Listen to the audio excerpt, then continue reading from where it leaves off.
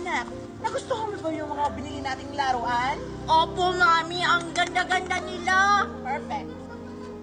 Mimay, Pero saan ka pupunta? makikipaglaro muna ako, Mami. Sige, bumalik ka agad sa bahay, ha?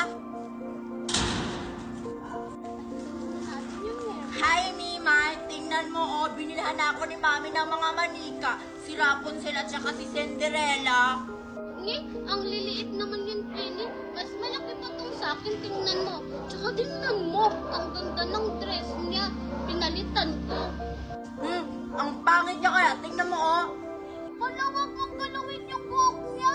Ayun tuloy, nagulo na. Umalis ka nga dito. Aray, isusumbong kita kay Mami. Tinulak mo ako. Ang OA mo naman, Penny, hindi ka naman nasaktan na. Yung Barbie ko nga, ginulo mo yung buhok. Di magsumbong ka.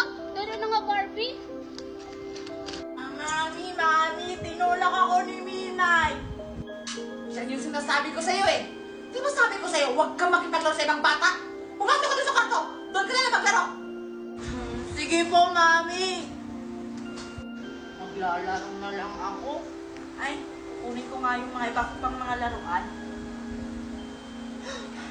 Di ba tinapon na kita sa basurahan?